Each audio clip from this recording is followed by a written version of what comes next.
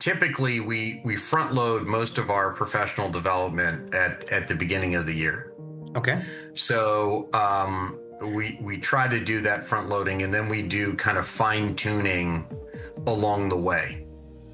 What we do encourage, especially with our school leaders, is that they take advantage of professional learning opportunities along the way.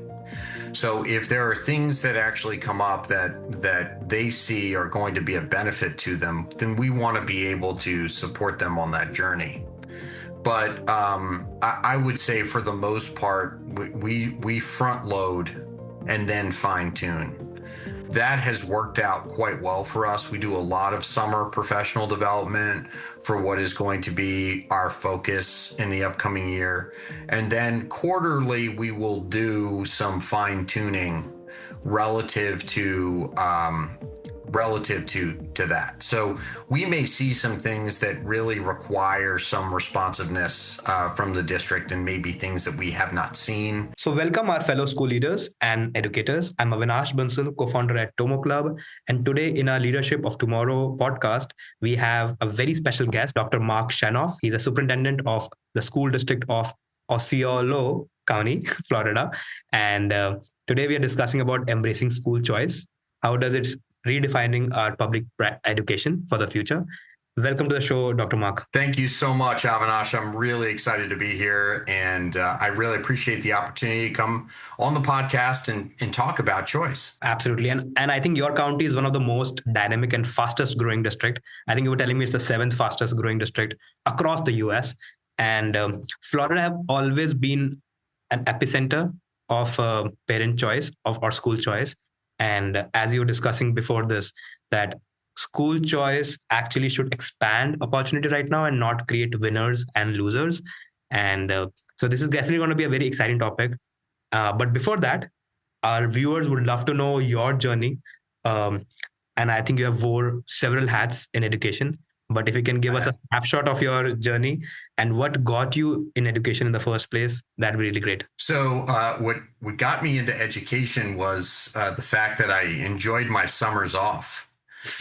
So very interesting that now I find myself having no time off in the superintendent role. But originally, I enjoyed having my summers off. I enjoyed working summer camps, and so what job was going to allow me to work with kids, which I enjoyed over the summer, and so teaching was really it. And so got a chance to teach in East Orlando at a Title I school, and taught 3rd grade, 5th grade. I taught PE for a short time. Then my journey took me out of the classroom and into administration, where I was an assistant principal in downtown Orlando at a high needs Title I school, and then had the opportunity to move up to principal on the west side of Orange County, which is the greater Orlando area, and was an elementary principal, middle school principal, high school principal, and then my journey took me to the other side of education, so the business side of education. So moved over to Volusia County, Florida, which is the Daytona Beach area. And I ran operations, so food service, safety and security, transportation, procurement, maintenance, design and construction. Those were all under my purview. And then pivoted back to Orange County, a very large district, where I was in charge of IT. So that was definitely a different type of experience. I had really no IT background. However, I worked with a lot of very smart people that did have IT backgrounds, and we were able to operationalize a lot of new systems, one-to-one deployment, and had an opportunity to make IT work for schools again. After spending 1 year in IT in Orange County, the opportunity arose to apply for the superintendency in Osceola County, which is directly to the south of Orange County. And so I did that, and I've been in Osceola County now for This is now year 3, and I've loved it. It's been a wonderful journey. I work for a great school board, and I've got fantastic students in my district, and I work with 8,200 of my closest friends in Osceola County. Some amazing educators doing great work. No, absolutely. I think that's a fantastic, and the love for education is something that always bring us all together. You definitely forgot to mention that you have been awarded a lot of awards from distinguished principals to, I also read about this medallion that you have got. So congratulations on that. Also, you have done your doctorate in education, plus an MBA, which is a good combination. Yes, I think that it is. definitely gives you a dual lens, both from pedagogy and also system design, which is very important, especially when you're handling a school district of 70,000 plus kids and so many other important portfolios. So, first thing I would love to know, coming to the topic, how do you define true choice? What does it look like when it's done right for both families and educators? Yeah, so I think that school choice really can be defined by just options, and what are the educational options available to families, and conversely, what does a school district really offer in terms of a different type of educational experience, one that speaks to each one of the families within their districts. We've moved beyond this idea that everybody has to go to their local public school. And public schools have been slow to adapt to the idea that families now have options, families now have choices. You're not the only game in town. So, how do you differentiate and how do you speak your story that you've never had to speak before to a number of families? And they may have all these different ideas of what they want in an educational experience. And Right. so, having to generalize your approach, Mhm. yet at the same time be very narrow in that conversation with each individual family. So then they feel as though their experience is the only one that matters. Yeah. So it's a difficult balancing act. But if you kind of live in this space like we do in Florida, then I think what you find is that there is a pathway forward. There is a way for you as a school leader to be able to say, you know what, I actually I can go ahead and say to this family, there's a pathway for your kid here, while simultaneously saying we've created a pathway for your child over here, and that's something that we practice every day. It's not new. We talk about that student experience and that parent experience all the time. If we don't flatten our organizations to make it look like we're not the traditional industrial complex, but we are still that local school, I think at that point, that's when families will start gravitating towards their public schools as the best option. Okay. No, I think one of the important aspect, as per my experience, is that a lot of friends of mine who were looking to good school for their children, neighborhood became a very important point. So most of them started looking for relocation or identifying the right place for themselves, because the public school quality was dependent on the neighborhood, right? And I think the parent choice definitely gives a lot of new options for parents being in the same, even if the property rentals are not the highest, they can still stay there. So it's not a trade-off, right? You don't want to pay more rent or just to put your kid in a place that aligns with you. Also, I think um, as we are growing more, I would say, in a society where data is easily available, um, parents are taking more informed choice.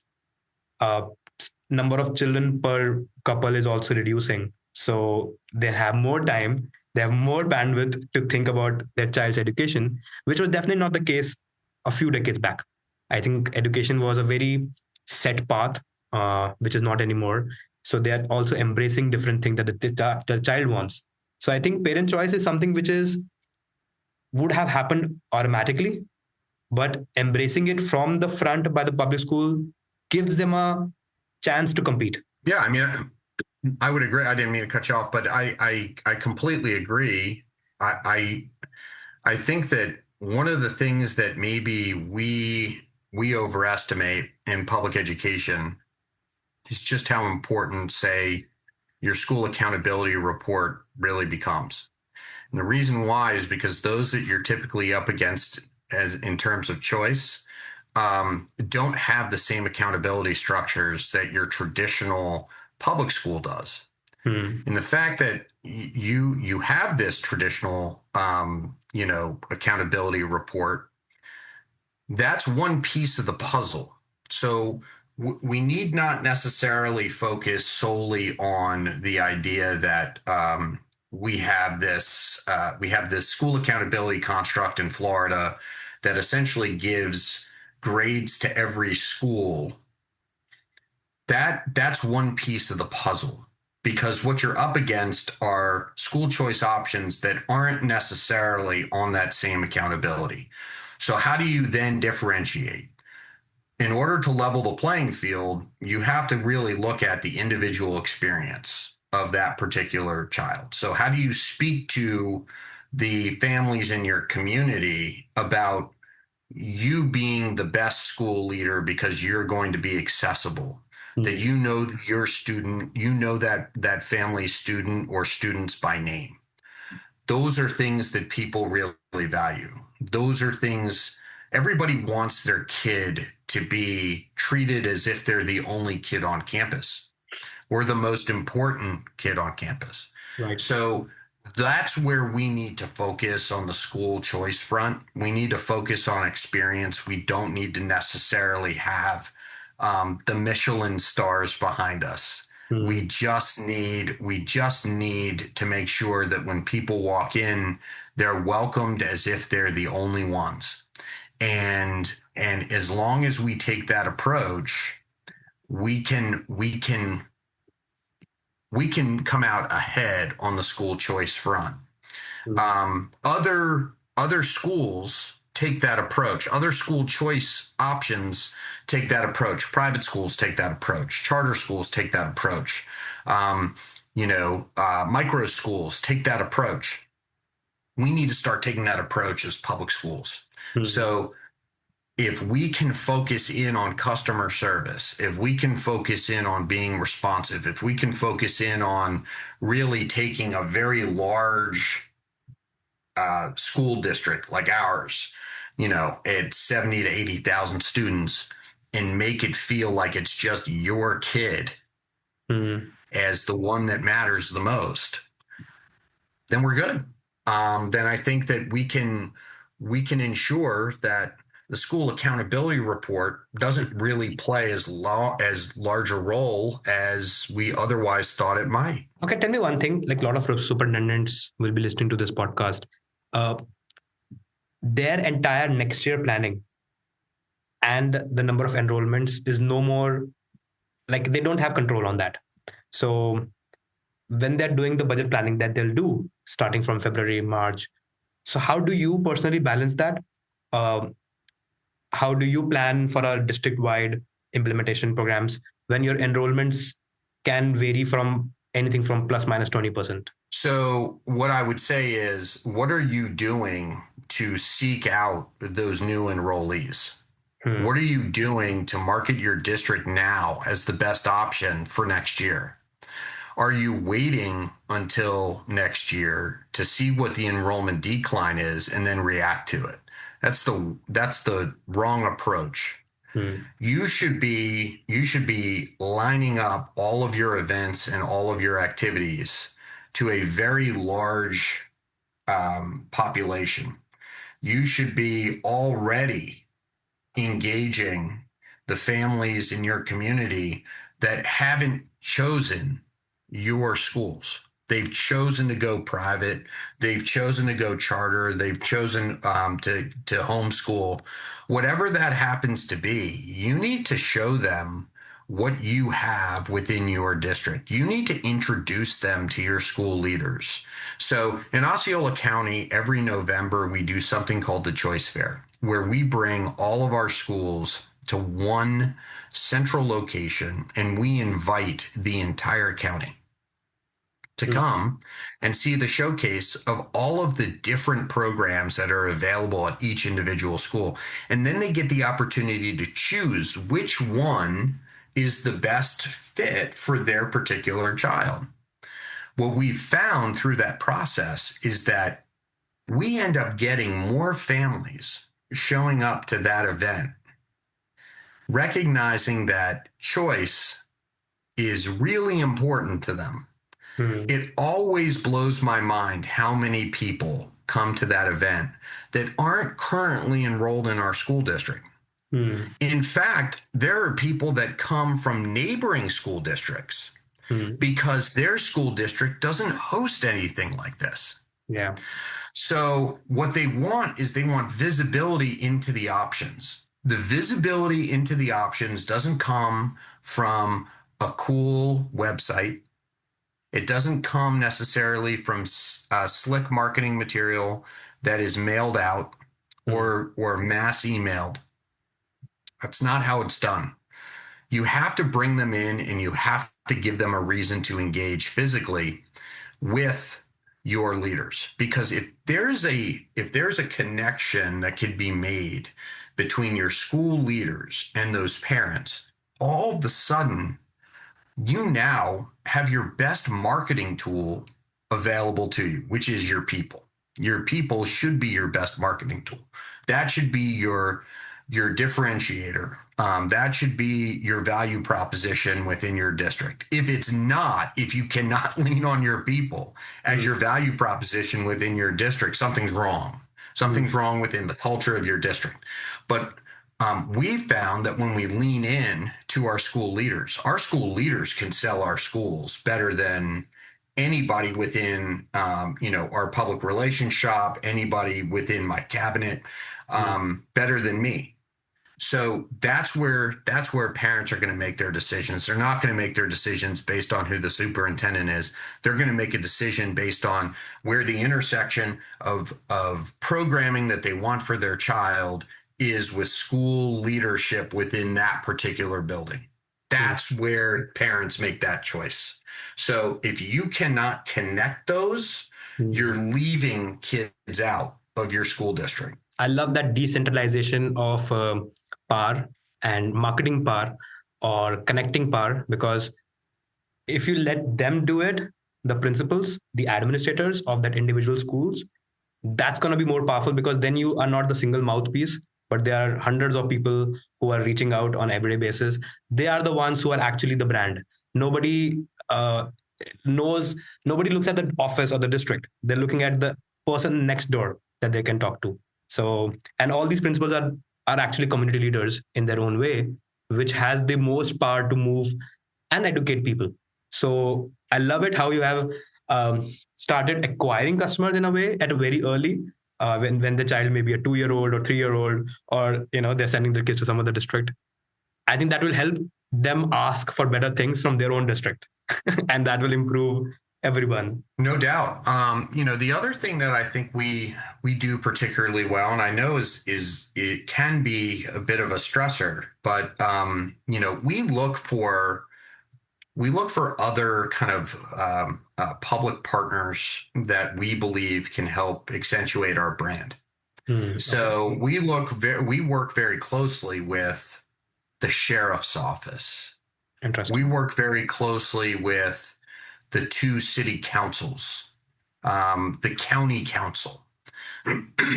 These are entities that not only, alignment definitely helps move the district along, but these are brands that are actually very popular within the community. And there's some legitimacy and some acceleration of the brand when we onboard these strategic partnerships with government entities. Your government entities want to lean into the public schools. They don't want to necessarily lean in another direction. They want the alignment. Somebody's got to facilitate that alignment. I'm fortunate because I walked into a school district that actually already had that alignment. So That is a value that our county commission has. That is a value that our city councils have. That is that's a value that our sheriff shares. Mm, When you have all of these government entities kind of coalescing around the public schools and what the public schools can offer, mm, all of a sudden it really does accelerate your brand in the public's eyes, because we have extremely strong public trust in our county and city governments and mm. in our sheriff's office right now. So those are things that actually help us. So if you haven't really done the homework in reconciling that relationship and making sure that that relationship is working for you, you need to do that. Absolutely love it. So now set the stage and explain what are the parents' expectation right now in generic ways, and also from the parent choice, from the school choice of why they should choose your school district. Yeah. So in Florida, we have a really interesting school choice experience. So right now, parents have the option of going to any number of charters, any number of private schools. They can even keep their kids in home education and receive the funding for their students directly to them. So parents can, if you've got 3 students that are school aged, the state will go ahead and cut you a check essentially, Mm, to educate your students at home. mm, So we're up against that. So at this point, for us, it is, how are we getting ahead of the message? And where I have found we have made the greatest inroads in the school choice movement mm, is speaking about our electives and our pathways, mm, because it is very hard for charter schools, private schools, and home education to replicate electives mm, and to also replicate specialty programs and pathways. So let me give you an example. We have 3 specialty high schools in Osceola County. mm, We have Neo City Academy, which is STEM focused. That's a high school. We have Professional and Technical High School, which is a combination of a regular high school and technical college. So the experience occurs interchangeably throughout the day. And then we have Osceola County School for the Arts, which is a 6 through 12 environment for students that are looking for more of a creative pathway. We mm, have all of our comprehensive high schools. Our comprehensive high schools have specialty programs like International Baccalaureate. Many of them have 3DE through junior achievement, so they have a business focus. We have the Osceola Business Academy at one of our high schools in the southern part of the county. There's so many different options that cannot be replicated in many of the other choice options. What can be replicated are your traditional courses, your math courses, your reading courses, your social studies courses, and your science courses. But outside of that, foreign language, um, sports, band, orchestra, dance. Um, these are things that you cannot necessarily find, say, on the open market. You can only find them in your local public school. mm, Our STEM Academy has 3 pathways: biomedical, engineering, and AI. mm. You can't find those pathways on the open market. You can only find them in our district at that school. So I believe that we have made our greatest inroads Mm, when we talk about electives. We even have an elementary school whose focus is dance on the elective side. They have a dance special area, and there are parents that choice their kid to that school specifically for dance. So dance is not one of the core academic subjects, but it's an elective And because the kids have it 45 minutes a day or 40 minutes a day or 35 minutes a day, they're willing to go ahead and send their students there, receive 5.5 hours of regular instruction doing what everybody else does because they want that 35 minutes with that dance instructor for their child every day. So, how are you differentiating each school's programming to make it the only one or the place where kids really need to go, and you can see that value there because it's nothing that I can experience over here on this side? Okay, that's a lot of parent choice. I think, especially now, right now, when going to college is not the ultimate choice, ultimate goal of a lot of parents and a lot of students out there. I think the expectations from K-12 itself has gone way up. And if you're catering to so many of their choices, from bioengineering to, I think you were telling me about culinary also. And Yeah, we have a huge culinary. Yeah. so that's fantastic, honestly. Tell me about, um, we understand what the parent choice are and we understand what you guys are offering. Um, Tell me what are the downsides of it, or what are the negatives or what are the misuses of parent choice, of school choice that you have seen around? Yeah, I think that a lot of it comes down to well, there's several challenges. I think from our side, one of the challenges continues to be is kind of keeping that level of optimism all the way through 180 days of school, right? And not every day is going to be the Super Bowl, right? There's a lot of there's a lot of grunt work to learning, and so it's not always going to be the most amazing day every day. Mm, Simultaneously, I think some of the downsides are that we can't necessarily tell a parent that another school choice option isn't going to come through for them, even when we know that that school choice option typically lends itself to students coming back to us mm, because that school choice option hasn't necessarily met the standard. mm, What always concerns me is that somebody choices into one of our programs and then turns around and says, "This is not what I expected. This is not what this is not meeting my kid's need. mm, I need a different choice." So those are conversations for us that we want to have individually. That's where we really need to kind of flatten the organizational model. mm, And superintendents need to get out in front of that.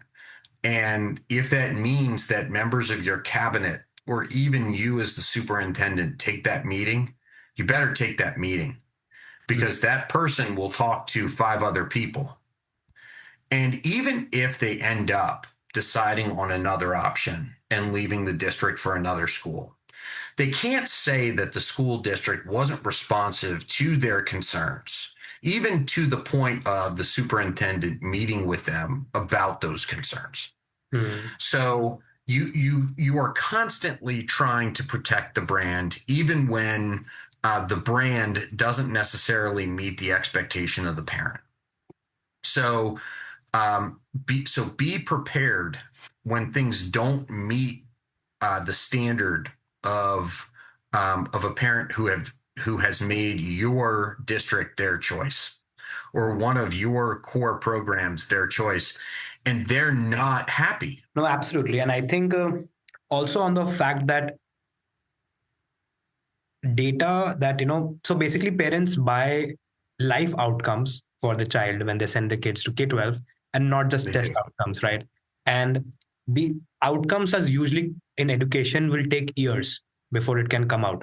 So if there's a new charter school or there's a new private school with a new concept, it may work out for some kids, it may not work out for some kids, but it needs years before the data can actually realize.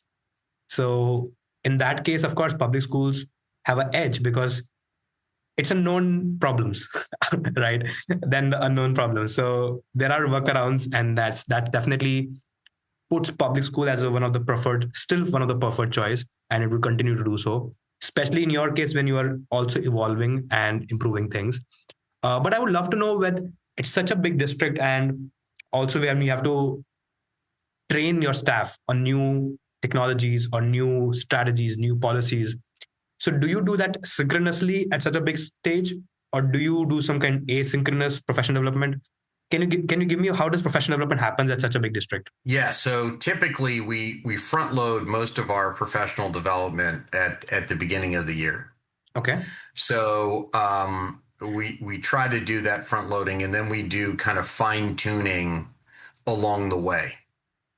What we do encourage, especially with our school leaders, is that they take advantage of professional learning opportunities along the way. So if there are things that actually come up that they see are going to be a benefit to them, then we want to be able to support them on that journey. But I would say for the most part, we front load and then fine tune. That has worked out quite well for us. We do a lot of summer professional development for what is going to be our focus in the upcoming year.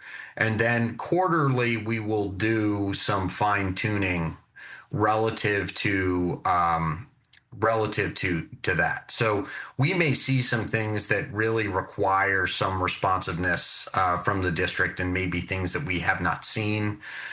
There may be things that impact school choice that actually are kind of unforeseen. So we may have some students that end up coming to our school, and then there's the intersection of those students, just because they're zoned for that particular school, they haven't really taken up choice. And then there's the intersection of them and the students that have choiced to the school. And so then what does that look like? Those are things that sometimes we don't even plan for. So sometimes it's reconciling, some of that ability grouping. It's reconciling the needs of those particular students. I think we've done a really good job of that, pivoting as a district this past year to a new model to try to serve students with special needs in particular schools, Hmm. and really focusing on that model. And I think that has helped. I think really ensure that choice and the choice experience for those that are coming in really is a pure experience. Hmm. So we don't necessarily have to do a tremendous amount of professional development on things that are unforeseen. We just have to handle the stuff that is the fine tuning of the things that we expected. Agreed. Absolutely. Also, so one of the element that a lot of people doesn't talk about when you talk about parent school choice is that it's a school choice for now teachers as well. And That's right.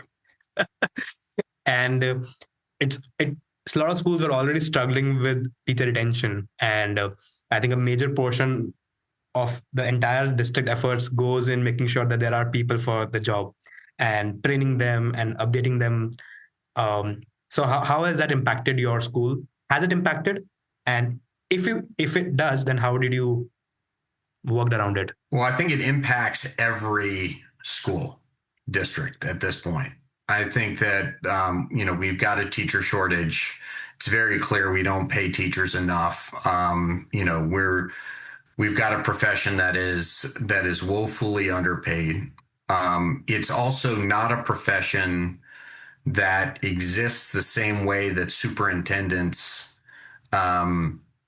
remember teaching as. Hmm. So, I began teaching in 1998, and the teaching experience in 98 is significantly different than the teaching experience now. Hmm. But if I try to make decisions about our teachers based on my own teaching experience, back in 1998, I'm going to fall short of what's needed for them. Mm. So that's not, we've got to change our schema when we think about teachers. So here's one of the things that I've done. Number one, I regularly meet with our teachers. Mm. I do town halls around the district where I allow teachers and staff to come in and meet with me after hours, and we can have just very frank dialogue about things that they want to discuss. And we talk about a lot of things. We talk about things that are going well. We talk about things that can be improved. But the one of the differentiators for teachers in my district is that teachers in my district, and there are 4,000 of them, Yeah. they know that they can contact me directly. Mm. So in school districts, is the superintendent available to meet with the teacher? Mm. Is the superintendent does the superintendent avail themselves to answer those questions? Mm. Now, it may be something where the superintendent doesn't have the expertise to answer a particular question, but maybe the deputy superintendent over teaching and learning can answer that question better. Still requires a response Yeah. from the superintendent. You need to acknowledge where teachers are in order to retain them. Right. So it takes extra time, but every teacher knows that they're not an employee number within our district. Teachers are they're the most important part of what we do, and I never miss an opportunity to tell teachers Mm. and tell all of our employees actually that I'm probably the least impactful person Mm. to our core business, because there are so many layers between me and the work that's being done to move student outcomes. Mm. So I regularly speak about that. And I regularly speak to our cabinet about it, because our cabinet needs to understand that as we make decisions, these decisions have to be carried out by people that are much closer to the work than we are. Mm. And so we have to be responsive to them. We like to think we have all the answers, and we really don't. So we need to acknowledge the idea that we do not Mm. fully get it. We need to lean on the teachers to tell us exactly how things are going, so then we can be responsive to them. If teachers see senior leadership responsive, then teachers will remain in the district. Mm. Their satisfaction is not going to be driven by money. Mm. There's very little difference between what I'm offering my teachers and what neighboring districts are offering theirs. At the end of the day, people will stay with my district because they know that they can get a hold of me whenever they need to. Mm. So when they start telling their friends in other districts, hey, at least over here you can go ahead and get a seat with the superintendent. Yeah. That's a value Mm. for teachers. So, I would say to any superintendent that thinks that somebody's going to stay in their district just because they've been there for 10 years, Mm. they're gonna go wherever they feel like they are seen. Yeah. Now, in fact, there was a interesting case study from one of the big fours that on the top reason of anybody leaving their job is not money, but it's the immediate manager. Um, how is their working relationship with them? That defines their whether they like to stick around. And now I really want to talk about the future readiness aspect. So we know that the employer demand from the future employees is changing very quickly. Um, Student needs to work with AI. Teachers needs a little bit need to work with AI as well to reduce their workload, and school also needs to update themselves quickly because AI is evolving quickly. Uh, so it becomes like a catch up game for the schools. So keeping this in mind, how are you preparing for future readiness? So a couple ways. Number one, if school districts don't already have AI policies written in, they need to have um, they need to have very clear governance around artificial intelligence. Mm. Most school districts don't even have strong data governance. Mm. The idea that they can't appropriately govern AI if they can't appropriately govern their own data. So I would say take a step back, make sure that data governance is exactly where it needs to be. And that is a precondition for appropriate AI governance. And I say that wearing my IT hat. Mm. And my IT background tells me that is a precondition. So let's start there. Mm. The next thing is what are the behaviors that we expect from a future ready student Mm. as it pertains to utilizing AI to accomplish tasks. The hesitation around AI is really in the idea that AI does the work for the employee and does the thinking for the employee. And that's just not the case. The idea is we need to use AI to solve problems. So, what are the open-ended problems that we're trying to really solve? And I think what AI starts to threaten is the traditional instructional structure, which really is a very closed environment in terms of skill development, Mm. very low level type questioning.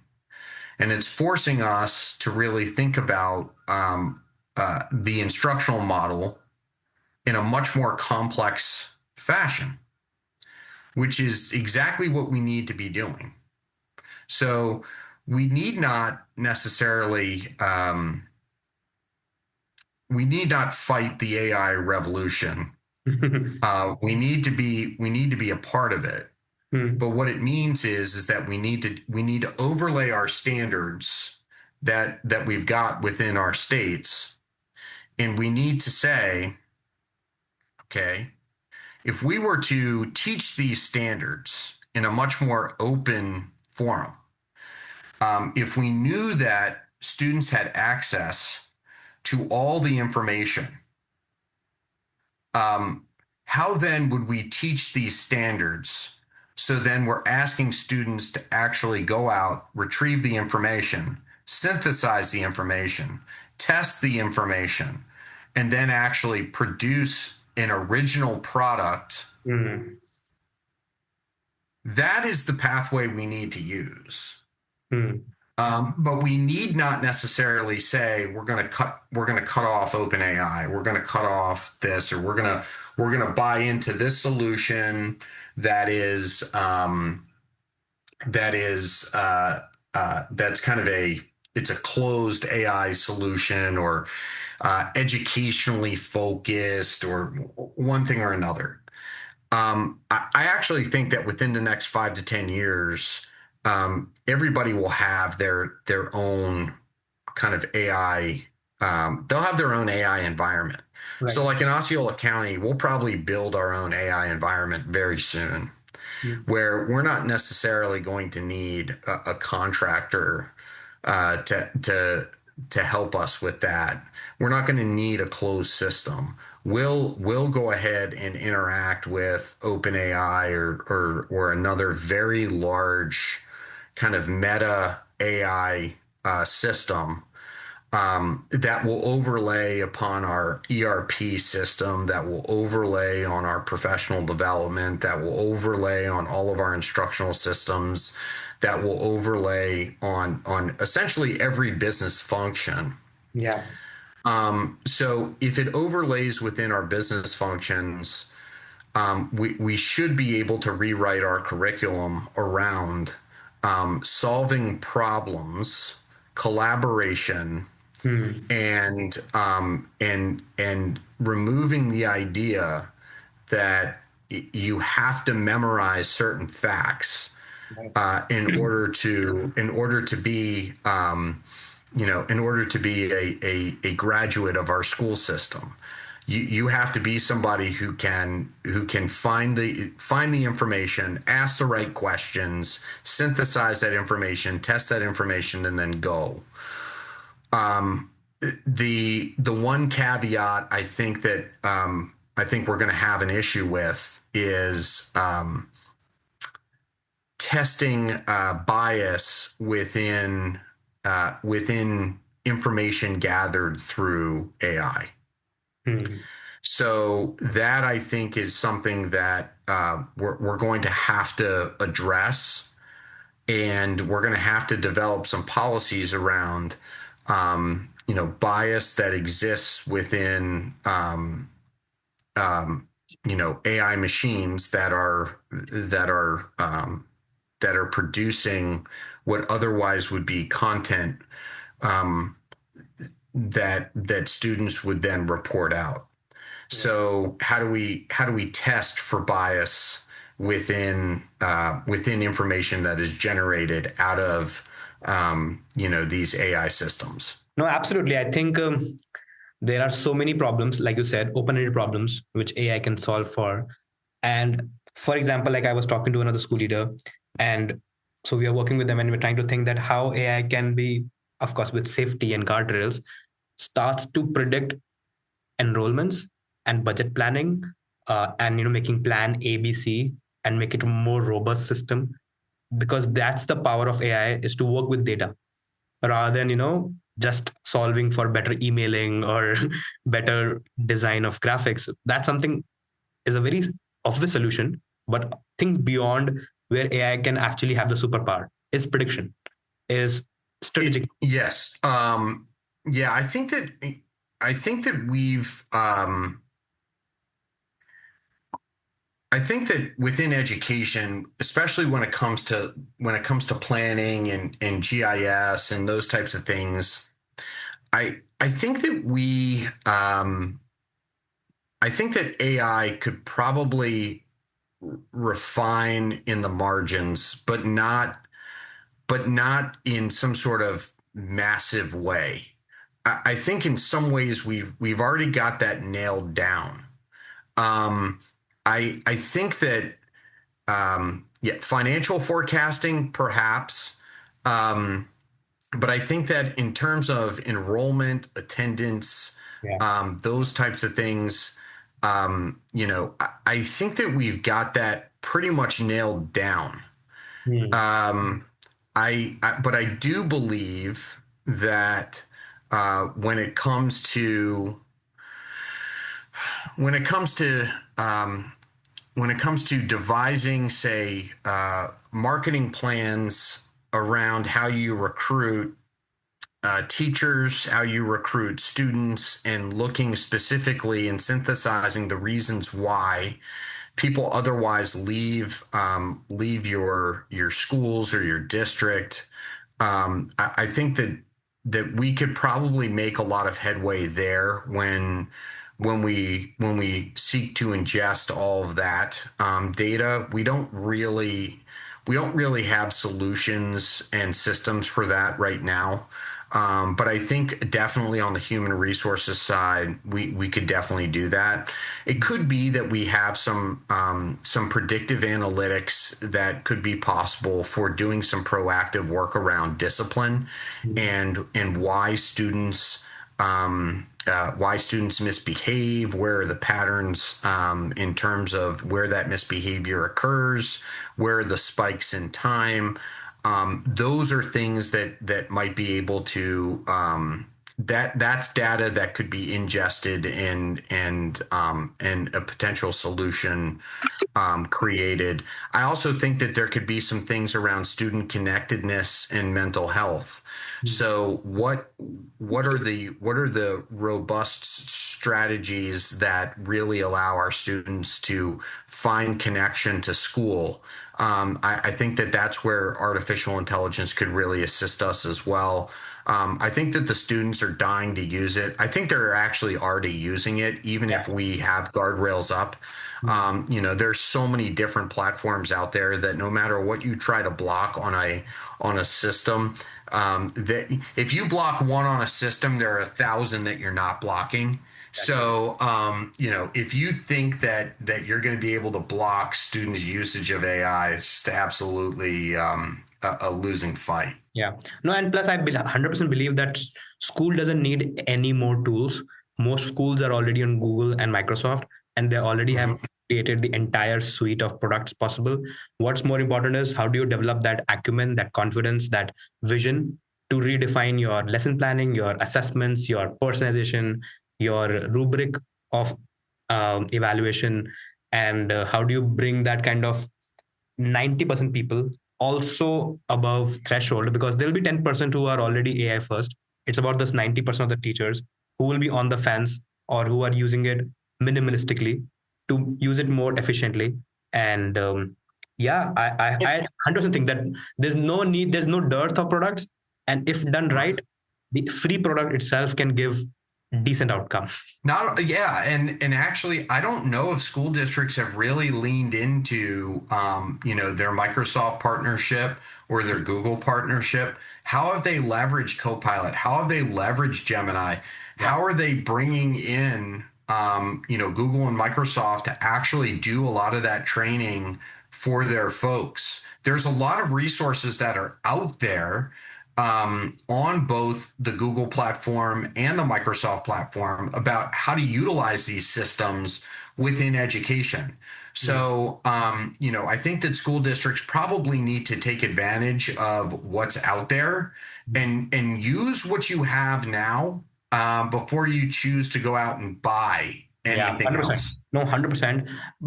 Plus, I think there are free resources, but the bigger problem is that they don't understand you. So they'll not take out Right. time to customize it as per your needs. But okay, last thing that I want to ask about parent choice is what's your prediction? What's Mark's intelligence? Am I talking about the future possibility of parent choice, where it will go? Am I? I love that. I'm not sure if my 14-year-old daughter would love that term, but yeah. So here's my prediction when it comes to school choice. You're going to continue to see this very large expansion Mm. of school choice. So just as you have seen the Department of Education essentially decentralized, I think that what you're going to start to see is you're going to start to see federal grants Mm. that have been at the district level, or excuse me, at the federal level, will be decentralized and sent out to states Okay. with certain certain requirements. Mm. And I think that those requirements are going to be tied into choice. So school districts and states that have not necessarily been choice friendly will Mm. now have to be choice friendly in order to actually receive those block grants that come from the feds. Okay. So there is going to be some transactional work that will need to take place where plans will need to be submitted Mm. to from states to federal agencies that will be administering these grants. Mm. Grants like Title One, Title Two, Title Three, Title Four. Um, you know, if they continue to exist and if they continue to get funded by Congress, which Yeah. is a big if, Mhm. I think that what we'll find is that you will need to have school choice in play within your state. Mm. And my state is a conservative state. The conservative states have really embraced school choice and competition in the education space. Mm. I think it's made our product better personally. But I also recognize in places where there is not that robust choice, public education is going to see it as a threat, and perhaps state governments may see it as a threat. But this is a train that has left the station. Yeah. So start figuring out how you are going to position yourself as the best choice. If you are a school leader and you are just assuming that everybody will continue to come to you, you will be left with dwindling enrollment. So if you do nothing, assume you will lose students. If you do something, you can continue to retain the students that you have, and in some cases, even increase your enrollment if you continue to have population growth in your area like we are. We're experiencing tremendous population growth. Love that. I think that's a very good point. And any leader who's listening right now should definitely heed to that. That it's definitely going to become a norm. So better prepare than react. There is one section that we do at our podcast is there's a question chain that keeps on passing on. So there's a previous school leader. His name is Carl Carlson. He's from Georgia. He's a head of school of a private school called Walker School. And he had a question that he didn't know that wasn't for you, but for the next guest. And the question that he asked is, in a role where the work can feel endless, how do you set boundaries and how do you protect your own well-being? Probably the worst person to ask that question to, because I find it to be all consuming. But I also don't do well when I'm not busy. I think that the most important thing is that you cannot compromise your own personal health for this job. So if you are not somehow balancing some sort of personal wellness activity every single day, then you're not going to be effective. So whether that's exercise, meditation, reading something for fun, going for a walk in the middle of the day.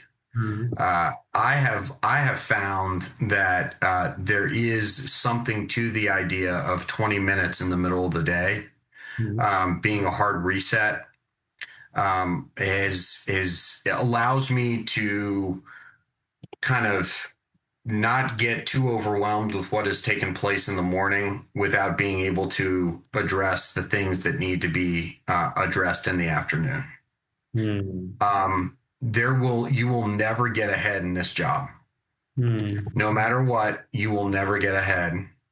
So stop trying to think that you're going to be able to finish the work. So in that vein, I would say definitely take time to handle your own personal health. Otherwise, this job will consume your personal health. I think that's a good answer, to be very honest. And I think that's a very small activity. You have given a much more doable kind of advice than generic jargons. And I appreciate that. I'll also try to do that in my life. 20-minute reset in the middle of the day. Any question that you want to pass on to the next leader? Yeah, I've got a great question for the next person. Go for it. Okay.